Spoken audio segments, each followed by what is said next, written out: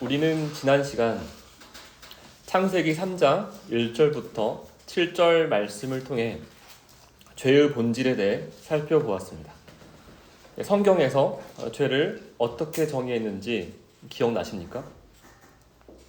선악과 사건을 통해 죄가 단순히 도덕적, 윤리적 행위를 기준으로 판단되는 개념이 아니라 하나님을 믿느냐, 믿지 않느냐에 달려있음을 우리는 배웠습니다. 다시 말해, 죄는 피조물인 인간이 창조주 하나님과의 차이를 인정하지 않는 작은 불만으로부터 시작하여 하나님의 말씀보다 자기 뜻과 생각을 앞세워 하나님의 말씀을 무시하는 마음과 행위라였음을 기억하실 것입니다. 이는 곧 우리 자신이 누구인지 그리고 하나님이 누구신지를 제대로 알지 못했다는 뜻과 같습니다. 더 직설적으로 말씀드리자면 자기 위치를 제대로 파악하지 못했을 때, 소위 말해서 주제 파악이 안 될 때 하나님을 대적하는 죄를 지을 수밖에 없다는 사실을 함께 확인하였습니다. 그렇기에 타락한 죄인들이 이 땅에서 하나님이 되고자 자신의 지혜로 사는 모든 행위는 아담과 여자가 무화과 나뭇잎으로 자신의 수치를 가리우는 어리석은 헛된 시도와 같음을 우리는 지난 시간에 함께 배웠습니다. 오늘은 창세기 3장 8절부터 21절 말씀을 통해 하나님께서 죄인들을 어떻게 심문하시고 심판하신지를 함께 살펴보고자 합니다. 특히 그 심판 속에 담긴 하나님의 숨겨진 은혜를 깨닫는 시간이 되시길 바랍니다. 여러분은 자녀나 배우자 혹은 친구가 잘못을 저질렀을 때 어떻게 대처하십니까?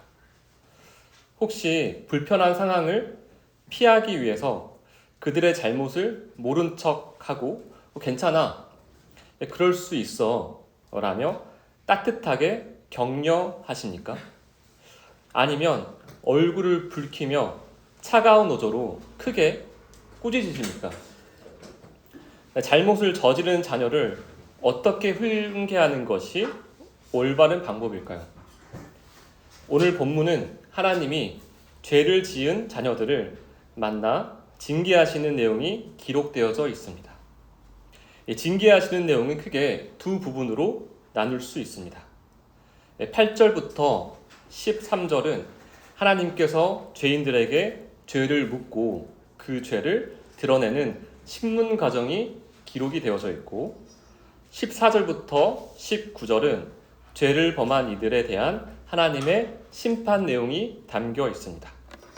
그렇다면 먼저 8절 말씀을 함께 읽어보도록 하겠습니다. 그들이 그날 바람이 불 때 동산에 거니시는 여호와 하나님의 소리를 듣고 아담과 그의 아내가 여호와 하나님의 낯을 피하여 동산 나무 사이에 숨은지라. 이 장면을 보시면 이 장면에서 누가 누구에게 다가갑니까? 바로 하나님께서 아담과 그의 아내에게 다가가심을 우리는 확인할 수 있습니다. 그렇다면 하나님께서 다가가시는 그 때는 언제입니까? 그들이 선악과를 먹고 하나님의 명령을 바로 어긴 그날입니다. 죄를 지은 날 하나님은 그들을 아담과 그 여자를 멀리하지 않으시고 도리어 친히 찾아오십니다. 이 죄로 인해 두려움과 수치심 속에 숨어있던 그들을 하나님께서 친히 찾아오셔서 그들의 죄를 밝히고자 오셨습니다. 이 하나님의 임재 앞에서 아담과 그의 아내는 어떻게 반응했습니까? 그들은 여호와 하나님의 얼굴을 피하여 동산의 나무 사이에 숨었습니다. 이는 죄로 인해 인간이 스스로 하나님께 나아갈 능력과 의지를 완전히 상실했음을 분명히 보여줍니다.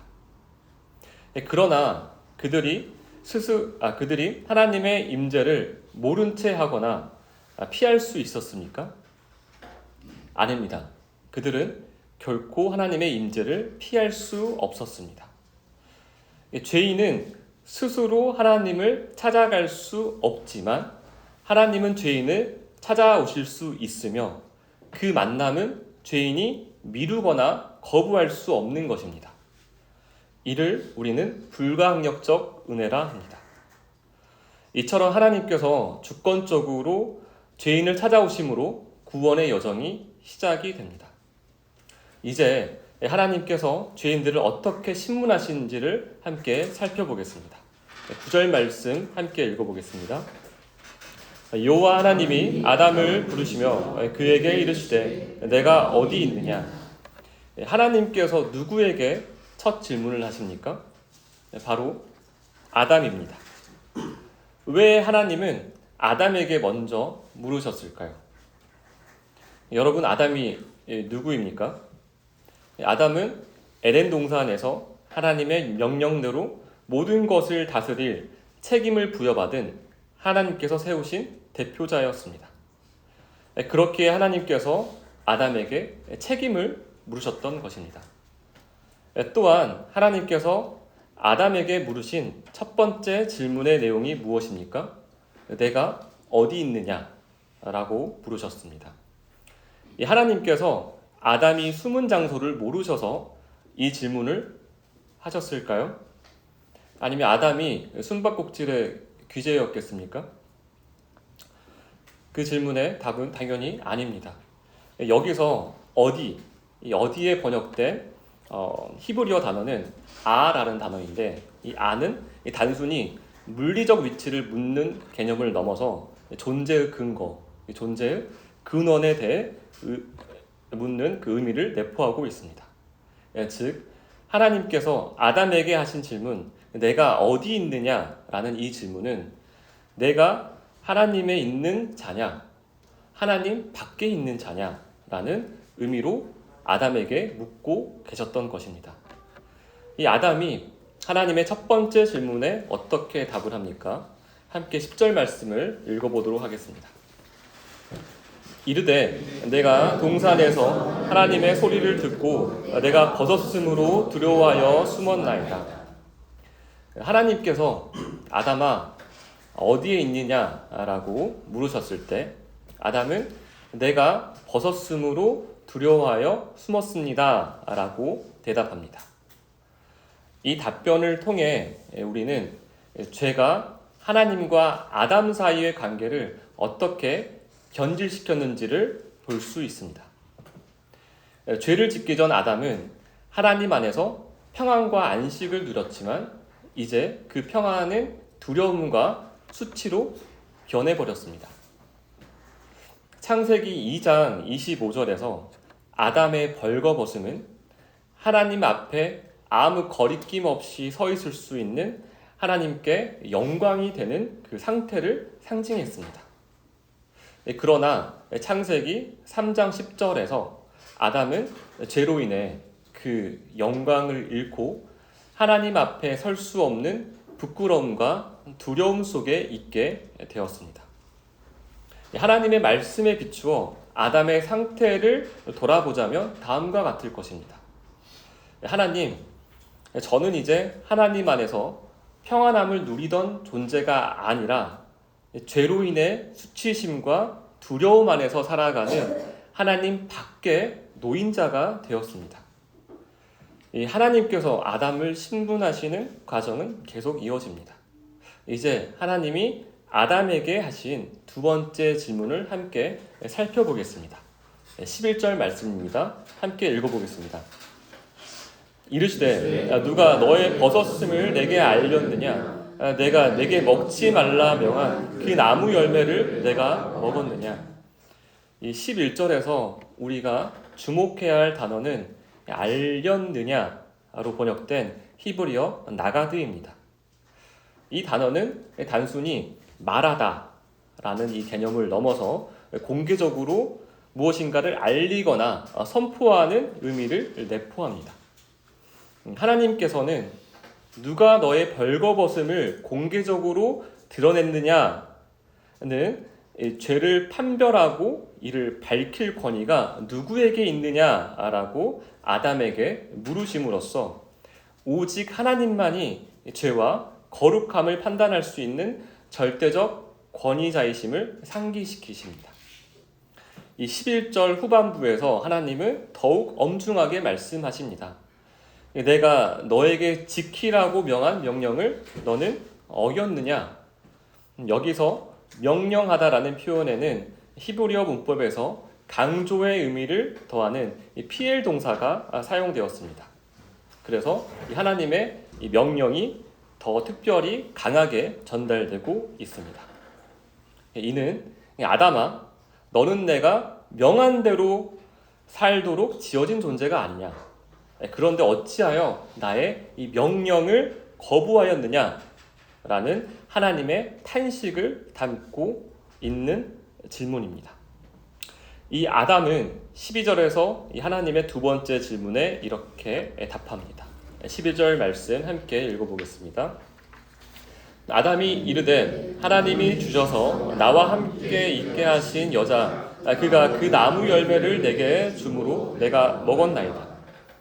하나님이 너는 누구의 명령을 따르는 자냐? 라고 물으셨을 때 아담은 저는 하나님이 제게 주신 여자의 말을 듣고 그 열매를 먹었습니다. 라고 대답했습니다. 이로써 아담은 하나님의 명령이 아닌 여자의 말에 순종했음을 드러냅니다. 또한 그는 여자를 단순히 여자라 부르지 않고 무엇이라 불렀습니까? 하나님이 주신 여자라고 표현함으로써 죄의 책임을 하나님께 전가하려는 태도를 보입니다. 아담은 자신의 연약함과 죄책을 인정하기보다는 하나님이 주신 여자를 탓함으로써 죄의 원인을 자신이 아닌 외부에서 찾으려 합니다. 이는 죄의 근본적인 성향을 잘 보여주는 장면입니다. 또한 아담은 남편으로서 아내를 하나님의 말씀에 따라 인도하고 창조 질서를 지켜야 할 청지기로서의 책임을 망각한 모습을 또한 보입니다. 이 대화를 통해 우리는 하나님의 명령이 아담에게 최종 권위로 자리 잡지 못했음을 분명히 알 수 있습니다. 심지어 아담은 자신의 죄를 깨닫고 회개하기보다 하나님께 책임을 돌리며 하나님의 권위를 부정하는 태도를 보이는 것입니다. 이로써 아담은 하나님과의 관계가 완전히 깨어졌을 뿐만 아니라 하나님의 권위에 대한 신뢰마저 무너진 상태에 이르게 되었음을 하나님과의 두 번째 대화를 통해 분명히 드러내고 있습니다. 이제 시선을 돌려서 하나님과 여자의 대화에 한번 주목해 보도록 하겠습니다. 하나님의 세 번째 질문과 이에 대한 여자의 답변이 기록된 13절 말씀을 함께 읽어보겠습니다. 여호와 하나님이 여자에게 이르시되 내가 어찌하여 이렇게 하였느냐? 여자가 이르되 뱀이 나를 깨므로 내가 먹었나이다. 여호와 하나님이 여자에게 이르시되 내가 어찌하여 이렇게 하였느냐? 여기서 어찌하여로 번역된 히브리어 단어 마라고 하는데 이 마는 단순히 무엇을 이라는 이 의미를 넘어서 행동의 의도나 목적을 묻는 뉘앙스를 지닙니다. 하나님께서는 여자가 선악과를 먹은 이 행위 자체를 묻기보다는 그 행동 뒤에 숨겨진 의도와 목적을 캐고 계시는 것입니다. 비록 아담에게 던진 질문과 형태는 달라 보이지만 그 중심을 꿰뚫어 보시려는 하나님의 의도는 아담에게 말씀하신 질문이나 여자에게 하신 질문이나 사실 동일하다는 것입니다. 여자의 답변 역시 아담의 답변과 사실 비슷한 구조를 가지고 있습니다.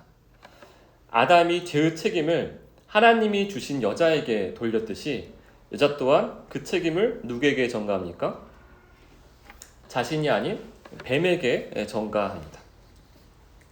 창세기 3장 1절에 언급된 것처럼 이 뱀은 하나님이 지으신 들짐승 중 하나입니다. 다시 말해서 여자는 하나님의 주권 아래에 있는 피조물인 뱀을 지목함으로써 간접적으로 하나님의 주권을 문제 삼고 있다라고 우리는 볼 수 있습니다.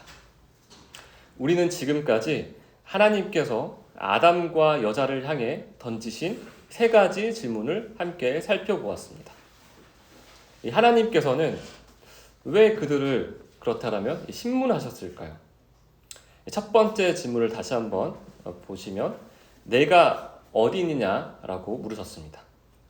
이 질문을 통하여서 하나님은 아담과 여자가 죄로 인해 지금 어떤 상태에 있다라고 지금 보이셨습니까? 하나님과 관계에서 단절된 상태라는 것을 아담의 답을 통하여서 드러내셨습니다. 이어서 두 번째 질문 무엇이라고 물으셨죠? 누가 너에게 벗었음을 알렸느냐? 그리고 내가 명령한 것을 어겼느냐라는 이 두 번째 질문을 통하여서 아담의 마음속에 자리한 이제 하나님의 권위와 계획에 대한 어떤 불신을 밝히 드러내시고 보이셨습니다. 이 마지막으로 세 번째 질문, 여자에게 했던 질문이죠. 내가 왜 이런 일을 행하였느냐? 이 질문을 통하여서 여자가 하나님의 주권과 능력에 대해 또 불신하고 있음을 또한 우리에게 보이셨습니다. 정리하자면 하나님께서는 이 세 가지 질문, 이 신문 과정을 통하여서 아담과 여자의 죄된 마음을 드러내신 것입니다. 그들은 하나님의 계획이 완전하지 않고 하나님의 주권조차도 불완전하다는 불신에 사로잡혀 있음을 우리는 확인하고 볼 수 있습니다. 이 하나님은 14절부터 아담과 여자가 품고 있던 이 하나님에 대한 불신, 이 문제를 해결하시기 위해서 친절히 답을 주십니다. 바로 뱀과 여자 그리고 아담을 차례대로 심판하심으로써 그들의 불신을 다루시는 것입니다. 첫 번째 심판이 기록된 창세기 3장 14절과 15절 말씀부터 함께 살펴보겠습니다. 함께 읽어보겠습니다. 14절과 15절 말씀입니다. 여호와 하나님이 뱀에게 이르시되 내가 이렇게 하였으니 내가 모든 가축과 들의 모든 짐승보다 더욱 저주를 받아 배로 다니고 살아있는 동안 흙을 먹을지니라. 내가 너로 여자와 원수가 되게 하고 내 후손도 여자의 후손과 원수가 되게 하리니 여자의 후손은 내 머리를 상하게 할 것이요 너는 그의 발꿈치를 상하게 할 것이니라 하시고. 첫 번째 심판의 대상자가 누구라고 나와 있습니까? 바로 뱀이었습니다. 이 뱀에게 내려진 저주의 의미를 하나씩 살펴보도록 하겠습니다. 먼저 모든 가축과 모든 들짐승들보다 더욱 저주를 받았다라는 표현이 있습니다. 이는 단순히 뱀이 다른 피조물들보다 더 큰 저주를 받았다라는 뜻이 아니라 모든 피조물 중에서 유일하게 오직 뱀만이 저주를 받았음을 나타내는 표현입니다. 즉 하나님께서는 뱀을 저주받은 유일한 피조물로 선언하신 것입니다. 더욱이 하나님께서 내리신 이 저주는 뱀에게만 직접적으로 주어진 것으로 여자와 아담에게 내리신 심판과 구별하십니다.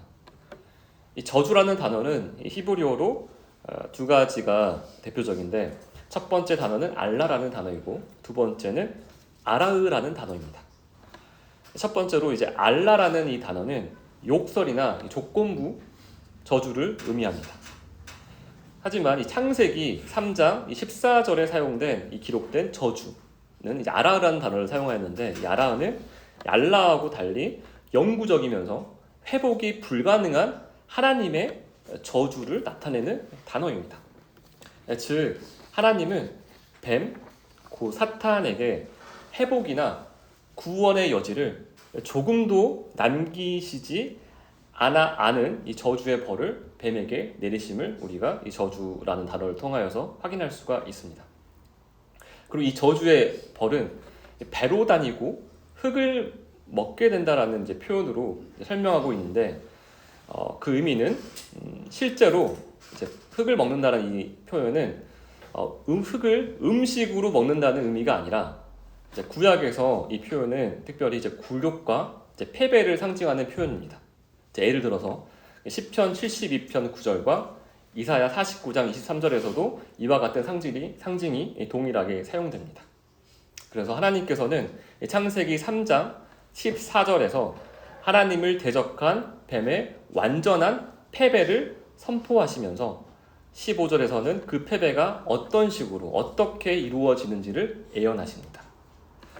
15절 말씀에서 이제 하나님께서는 하나님의 백성과 뱀, 그 사탄 사이에 원수 관계를 두시며 그들 간의 영원한 적대감을 약속하십니다. 이는 단순한 개인 간의 갈등이 아니라 하나님의 백성들과 사탄의 후손들 사이에 전쟁을 말하는 것입니다. 또한 하나님께서는 여자의 후손이 사탄의 머리를 상하게 하고 사탄이 여자의 후손의 발꿈치를 또 상하게 함으로써 결국 전쟁이 종결될 것임을 우리에게 약속하십니다. 이 예언의 말씀을 통해 하나님께서는 여자의 후손을 통한 대적자 사탄의 완전한 패배를 만천하에 선포하시고 선언하시는 것입니다.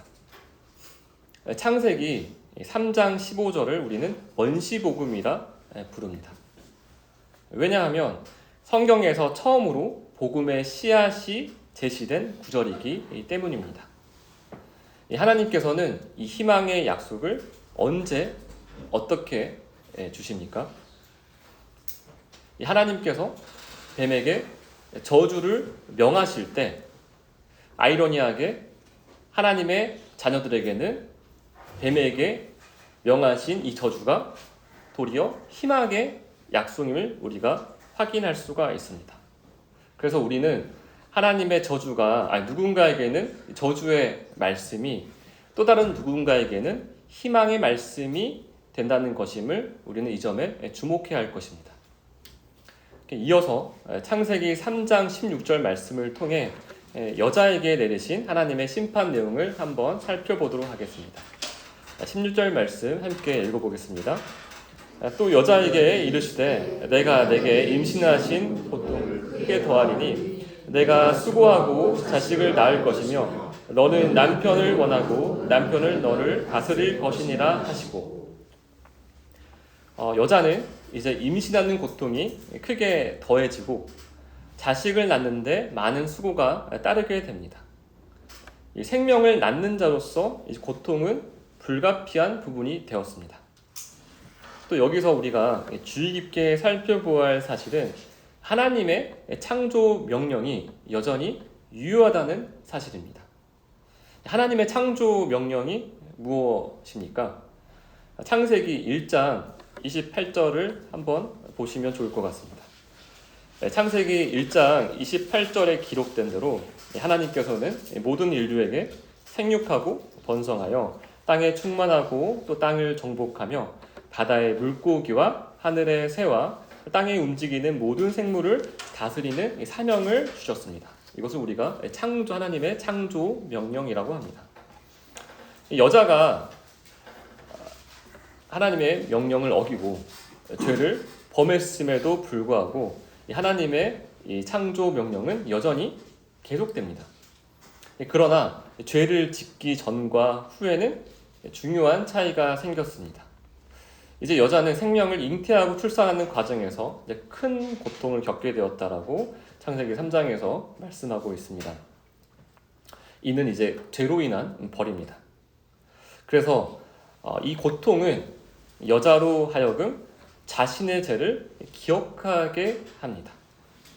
그리고 하나님의 주권 아래에서 자비와 사랑을 경험할 수 있는 기회를 계속적으로 제공받는 사실입니다. 그래서 겉보기에는 하나님이 여자에게 내리신 이 벌, 이 심판이 여자를 죽이는 고통으로 보이지만 실제로는 여자를 살리는 고통으로 우리는 이해할 수가 있는 것입니다. 또한 하나님은 여자에게 남편과의 관계에 대해서도 벌을 내리십니다. 창세기 3장 16절 하반절에서는 하나님은 너는 남편을 원하고 남편은 너를 다스릴 것이다 라고 말씀하십니다. 여기서 원하다, 이 원하다로 번역된 히브리어 단어는 테슈카흐라는 단어인데 이 단어의 뜻은 단순한 어떤 이제 여자가 남편을 향한 그 단순한 애정을 말하는 것이 아니라 남편을 상대방을 지배하려는 욕구를 나타내는 단어입니다. 즉 이 구절은 여자가 남편을 자신의 욕망대로 지배하려고 하지만 결국 남편의 다스림을 받게 된다는 뜻입니다. 이는 여자의 지배의 욕과 또 남편의 다스림 사이에서 첨예한 갈등이 계속적으로 일어날 것을 예고하지만 그럼에도 불구하고 하나님께서 어떻게 말씀하셨습니까? 하나님께서 세우신 이 창조 질서가 변함없이 유지될 것이라는 것을 또 약속하시면서 여자에게도 희망을 전하고 있다는 사실을 우리가 또 기억해야 할 것입니다. 결국 여자가 죄를 범한 후에도 하나님의 창조 질서와 이 계획은 변하지 않으며 하나님은 여전히 창조 질서를 통하여서 인류를 향한 하나님의 주권과 하나님의 사랑을 이어가고 계심을 우리는 이 구절에서 보아야 합니다. 마지막으로 창세기 3장 17절부터 19절까지 기록된 남자에게 내려진 하나님의 심판을 함께 살펴보고자 합니다. 17절부터 19절 말씀 함께 읽어보도록 하겠습니다. 아담에게 이르시되 내가 내 아내의 말을 듣고 내가 내게 먹지 말라 한 나무의 열매를 먹었은즉 땅은 너로 말미암아 저주를 받고 너는 내 평생에 수고하여야 그 소산을 먹으리라. 땅이 내게 가시덤불과 엉겅퀴를 낼 것이라. 내가 먹을 것은 밭의 채소인즉 내가 흙으로 돌아갈 때까지 얼굴에 땀을 흘려야 먹을 것을 먹으리니 내가 그것에서 취함을 입었음이라. 너는 흙이니 흙으로 돌아갈 것이니라 하시니라. 아담에게 내려진 벌은 여자의 벌과 사실 마찬가지로 하나님의 직접적인 저주는 피했습니다. 하나님께서 직접적인 저주는 아담에게 내리지 않으셨습니다. 대신 아담의 죄로 인해 누가 저주를 받게 되었습니다. 무엇이? 땅이 저주를 받게 되었고 그 결과 땅은 가시덤불과 엉겅퀴를 내며 평생 아담을 괴롭게 합니다. 그러나 여자와 동일하게 하나님께서는 아담에게 고통만을 허락하시지 않으셨습니다. 이 창세기 1장 29절에 기록된 대로 하나님은 여전히 아담에게 먹을 것을 제공하십니다. 그래서 죄의 전후로 변함없이 아담을 통하여서도 하나님께서 말씀하시는 것은 하나님의 돌봄이 계속적으로 이어지고 있다는 것을 우리에게 보여주십니다. 이와 같은 하나님의 섭리는 여자가 출산의 고통을 겪으며 죄의 무익함을 깨닫는 과정과 사실 일맥상통합니다. 하나님은 여자에게 생명을 낳는 과정을 통하여서 고통을 허락하심으로써 죄의 대가를 잊지 않게 하셨고요. 또 아담에게는 땀을 흘려 먹을 것을 구하는 고통을 하나님께서 친히 허락하심으로써 죄로 인한 괴로움을 평생토록 기억하게 하십니다. 이 동시에 아담과 여자는 창세기 1장 28절에 기록된 하나님의 창조 목적, 즉 생육하고 번성하여 땅에 충만하라는 하나님의 명령이 여전히 유효하게 유지되며 하나님의 창조 계획과 주권이 변함없음을 인식하게 됩니다. 이를 통해 아담과 여자는 하나님만이 온 만물을 다스리는 유일한 주권자이심을 평생 깨달을 기회를 갖게 되는 것입니다. 또한 창세기 3장 19절 하반절에서 하나님은 너는 흙이니 흙으로 돌아갈 것이라 라고 말씀하십니다. 이는 인간이 평생 수고해도 결국 죽음에 이를 것임을 뜻하며 하나님 없이 이루어지는 모든 인간의 수고가 무익함을 강조합니다. 이 말씀에는 아담의 본질적 정체성도 함께 담겨 있습니다. 아담은 흙으로 창조되었으며 또 하나님과의 관계가 끊어질 시 결국 흙으로 돌아갈 존재임을 하나님께서는 상기시켜 주시는 것입니다. 이 19절은 단순히 육적인 죽음만이 무의미함을 드러내는 것이 아니라 이 하나님 없이 육신의 욕망을 쫓는 모든 삶이 결국 헛되고 무의미하다는 것을 우리에게 경고하고 있습니다. 이는 우리 삶의 유일한 희망이 오직 하나님께 있음을 또한 강조하며 아담이 육적인 삶에서 경험하는 허무함이 하나님께 속한 삶의 빛과 가치를 더욱 돋보이게 합니다. 더 나아가 하나님의 창조 명령에는 생육하고 번성하라 뿐만 아니라 땅을 정복하고 다스리라는 말씀이 함께 포함되어 있습니다. 이 정복과 다스림은 단순히 물리적 제압이나 무력적 정복을 의미하지 않습니다. 오히려 하나님의 창조 세계를 책임있게 관리하고 질서를 세우고 돌보라는 청지기적 사명을 뜻합니다. 창조 세계의 질서를 유지하고 관리하는 일은 인간의 열정이나 능력으로 이루어지는 것이 아니라 오직 하나님의 주권 아래 하나님을 통해서만 보호되고 질서 있게 다스려진다는 사실을 아담을 향한 심판을 통해 또 우리는 알 수 있습니다. 우리는 지금까지 하나님께서 세 가지 질문을 통해 아담과 하와를 신문하시고 뱀과 여자 그리고 아담에게 차례로 심판을 선포하신 내용을 살펴보았습니다. 전통적 개혁주의 관점에서는 아담이 선악과를 먹은 날 하나님께서 하신 이 모든 심판의 말씀을 직접 들었을 것으로 해석합니다. 이는 창세기 3장 본문에 기록된 순차적인 질문과 심판 선포의 흐름에 따른 문맥적 해석에 근거한 것입니다. 그렇다면 아담은 하나님이 뱀과 여자 그리고 자신에게 하신 심판을 듣고 어떤 경험을 했을까요? 그는 하나님이 말씀하신 이 심판의 내용을 믿었을까요? 믿지 않았을까요? 다시 말해서 아담은 구원을 받았을까요? 받지 않았을까요? 이 20절을 통하여서 그 답을 알아보도록 하겠습니다. 20절 말씀 함께 읽어보겠습니다. 아담이 그의 아내의 이름을 하와라 불렀으니 그는 모든 산자의 어머니가 됨이더라. 창세기 3장 20절 이전까지는 아담의 아내는 히브리어로 이샤, 한국어로 이제 여자라고 합니다. 이샤로 불렸습니다. 참고로 이샤의 이제 문자적 뜻은 남자로부터 나온 존재라는 뜻입니다. 그러나 어찌된 일인지 아담이 하나님의 심판들을 모두 들은 후에 아내의 이름을 무엇이라고 바꿨습니까? 이샤에서 하와로 바꾸어 부릅니다. 이 하와의 뜻을 20절에서는 무엇이라고 설명하고 있습니까? 모든 산자의 어머니라고 우리에게 친절하게 설명하고 있습니다. 이 하와의 뜻을 문자적으로 분석을 하자면 이제 생명을 의미하는 하이에서 파생된 단어이기 때문에 정확하게는 하와는 생명을 주는 자라는 뜻을 가진 이름입니다. 아담은 어떤 이유로 아내를 이 하와로 부르기 시작했던 것일까요? 이는 아담이 뱀과 여자 그리고 아담에게 심판하신 하나님의 말씀의 내용을 믿었다라는 확실한 증거가 됩니다. 특히 창세기 3장 15절에 기록된 여자의 후손이 사탄의 머리를 상하게 한다는 약속의 말씀을 믿음으로써 죄의 심판이 가져온 절망 속에서 유일한 구원의 소망을 아담은 하나님의 말씀을 통하여서 확인한 것입니다.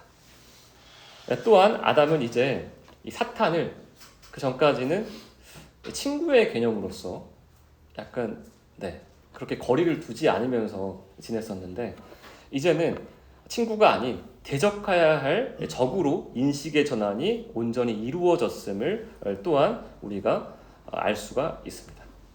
이 하나님께 반역하는 이 완고한 이 마음이, 그분의 계획을 의심했던 그 마음이 무엇으로 지금 변화가 되기 시작했습니까? 바로 하나님의 말씀으로 인한 심판 선언을 통하여서 아담의 마음이 변화되기 시작하다는 것을 하와의 이름을 통하여서 우리가 알 수가 있는 것입니다. 더 나아가 21절에서 하나님께서 아담과 하와에게 가죽옷을 지어 입히시는 이 말씀으로써 하나님은 아담의 마음속 이 변화에 대해서 확증해 주십니다.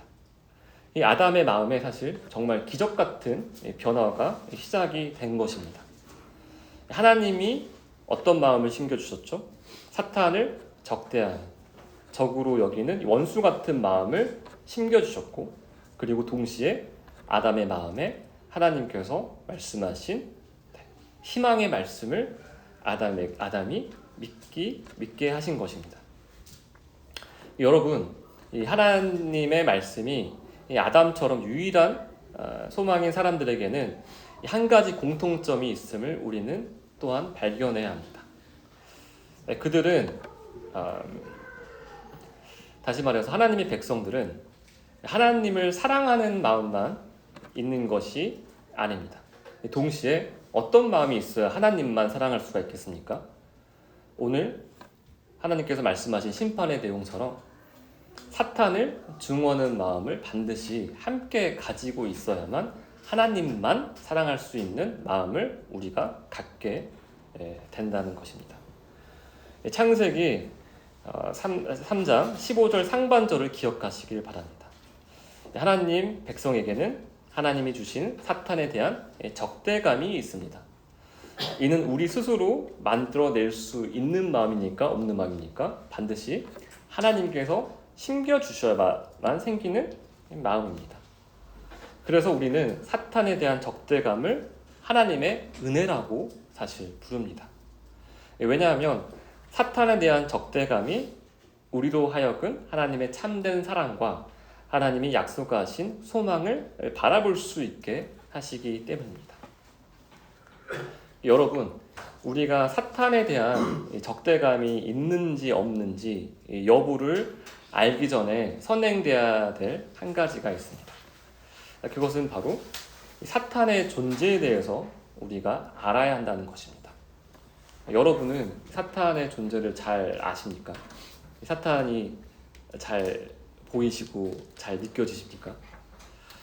누가 사탄인지 또 무엇이 사탄이 주는 마음인지를 우리가 과연 어떻게 알 수 있을까요? 이 또한 답은 딱 한 가지입니다. 하나님의 말씀에 대적하는 것이 바로 사탄이고 사탄이 주는 마음임을 우리는 알 수가 있습니다. 그래서 반드시 하나님의 말씀을 아는 것이 우리 크리스천으로서, 하나님의 백성으로서 가장 먼저 선행되어야 할 행동임을 우리가 이 말씀을 통하여서 알 수 있는 것입니다. 그렇다면 하나님의 말씀 안에서 사탄의 유혹에 흔들릴 때 우리의 반응은 어떨까요? 하나님께서 우리 마음속에 심겨주신 사탄에 대한 적대감으로 인해서 우리는 사탄의 유혹에 흔들릴 때도 사실 굉장히 많지만, 그럼에도 불구하고 그럴 때마다 우리는 마음속에서 뭔지 모를, 이유 모를 불편함과 거북함을 느끼게 됩니다. 그래서 사탄이 주는 생각과 마음에서 오랫동안 머물 수 없는 것입니다. 이것이 바로 하나님의 백성, 하나님 안에서 살아가는 존재들의 구별된 표징인 것입니다. 이 반면에 이 하나님을 믿지 않으면서 도덕적으로만 또 윤리적으로만 올바른 삶을 살려고 애쓰는 사람들이 우리 주변에는 굉장히 많습니다. 하나님께서는 왜 그들을 윤리적으로도 도덕적으로도 굉장히 바른 삶을 살려고 노력하고 있고 심지어 그렇게 사는 것처럼 보이는데 그들에게 무엇이라고 하죠? 뱀의 자식, 사탄의 후손이라고 말합니다. 그 이유에 대해서 여러분들은 정확하게 아십니까? 왜냐하면 그들은 단 한 번도 이 사탄에 대해서 원수와 같은 적대감을 평생토록 느껴본 적이 없다는 사실 때문입니다. 오히려 사탄이 주는 마음을 편안하게 여기고 자연스럽게 여깁니다. 심지어 사탄이 주는 생각과 마음으로 사는 게 잘 사는 방법이라고 굳게 그들은 믿습니다. 그래서 하나님께서 그들을 사탄의 자식, 또 뱀의 후손이라고 부르는 것입니다. 뱀과 그의 후손은 하나님의 심판을 믿지 않기 때문에 또한 하나님을 필요로 하지 않고 또 자신이 옳다라고 여기는 대로 소신껏 살아가고 있습니다. 그래서 그들은 하나님을 유일한 희망으로 보지 않고 하나님을 유일한 희망으로 믿지 않는 것입니다. 하나님께서 그의 백성을 세상으로 보내실 때 그들의 마음속에 주시는 이 사탄을 향한 이 적대감, 원수된 마음을 기억하시고 믿으시길 바랍니다. 이 하나님을 사랑하는 이 마음과 사탄을 증거하는 마음은 마치 사실 물과 기름과 같습니다. 그래서 하나님께서 우리를 각자의 자리로 이 세상이라는 큰 그릇 안으로 우리를 인도하실 때 하나님의 백성들은 뱀의 후손들과 여러 사건의 사실 뒤섞여 살아갑니다. 하지만 그럼에도 불구하고 고요해지는 순간이 다가오면 이 물과 기름은 결코 섞일 수 없듯이 그 어떤 환경에서도 하나님의 백성들은 사탄의 후손들과 구별된다는 사실을 꼭 기억하시길 바랍니다. 그 이유가 오늘 말씀을 통하여서 무엇이라고 했죠? 하나님 안에 있는 자들은 무엇을 증오한다고요? 사탄과 사탄이 주는 이 마음을 증오한다는 것, 그리고 오직 예수님만이 유일한 소망이라는 사실을 하나님의 말씀을 통하여서 하나님의 백성들이 믿기 때문에 구별된다는 사실을 꼭 기억하시길 바랍니다. 기도하겠습니다.